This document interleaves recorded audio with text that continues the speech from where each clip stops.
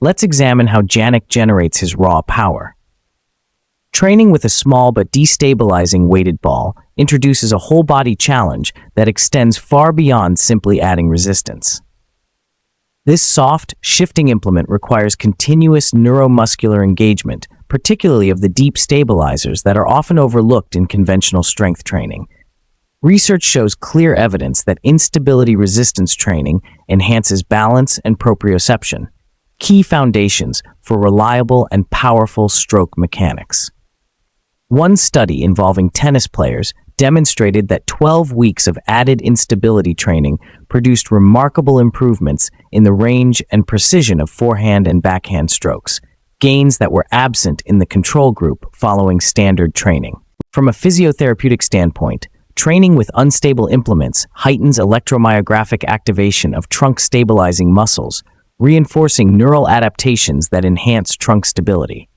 That means the body's deep core, the obliques, multifidi, transverse abdominis, and rotator cuff stabilizers, must fire more consistently and reflexively, supporting the powerful rotation and torque that underpin blistering ground strokes and explosive serve.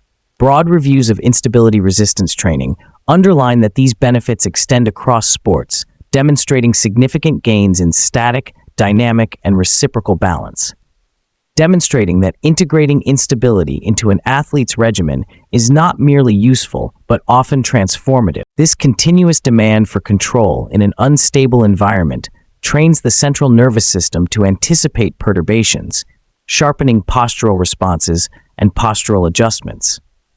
Classic work on instability training argues that these anticipatory postural adaptations are central to how the body maintains control during fast, complex movements, and that applying them to sport-specific contexts, like tennis strokes, makes them all the more functional and effective. Now, consider that mini-weighted ball as a tool for building power, not just stability.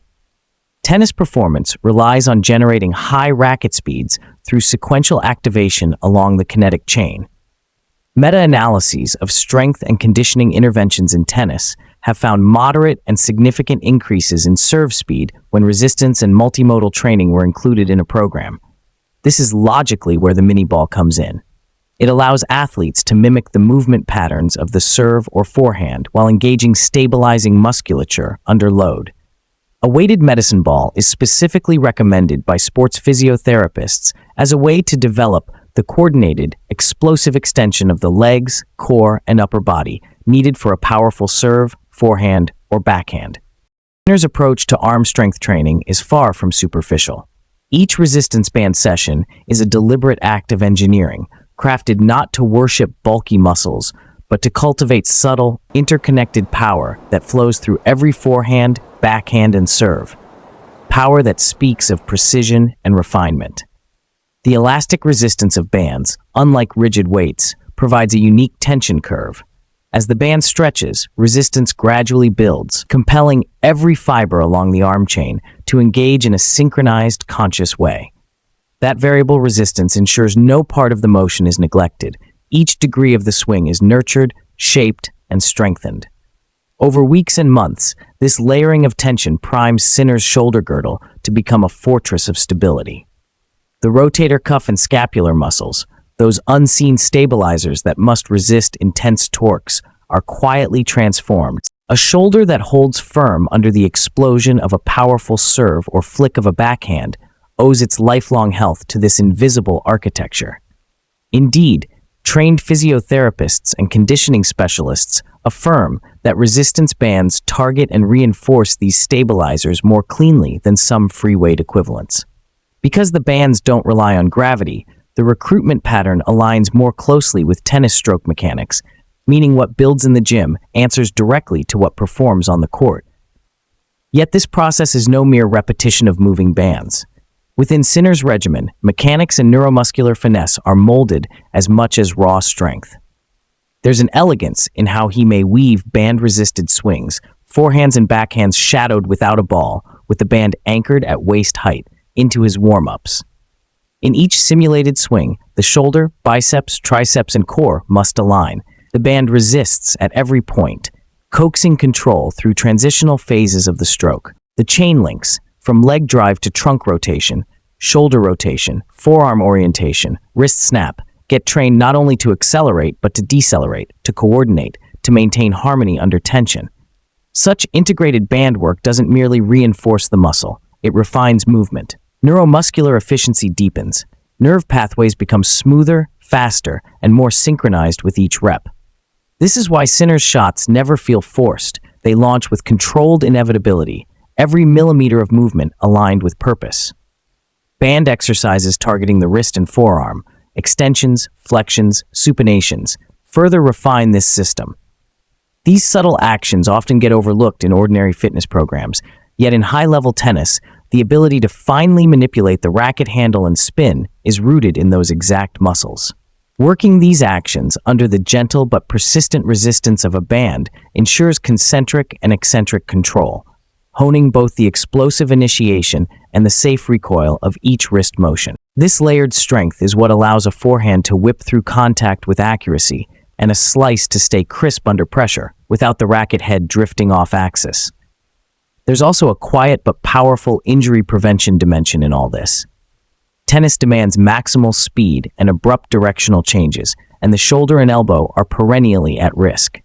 Resistance band training, a staple in physiotherapy for rehabilitation, can buffer these vulnerabilities.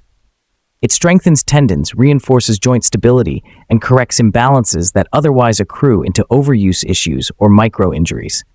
Bands allow Sinner to build resilience through the exact planes and motion arcs he uses in play, so his arm remains not just strong, but durable, resilient, and injury-ready. Mechanically, what unfolds in such regimens is a layering of adaptations.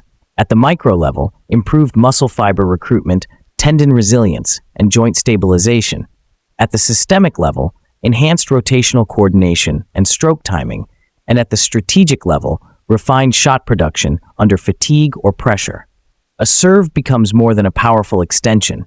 It is a harmonized expression of ground drive, trunk whip, shoulder alignment, and wrist confinement, all rehearsed earlier with bands in a way that demands exactness without impact. Coaches at the highest tier of professional tennis recognize this as a hallmark. A complete player is not one who simply masses muscle, but one who engineers efficiency.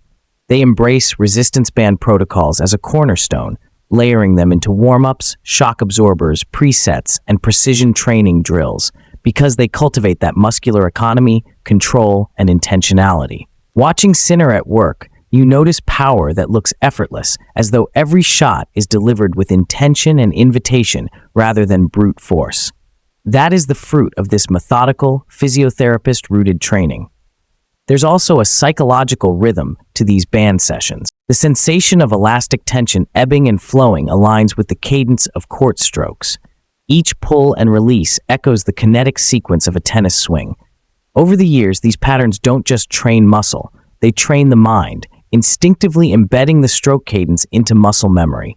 That is how Sinner arrives at match point with his arms still moving with clarity, coherence, and conviction.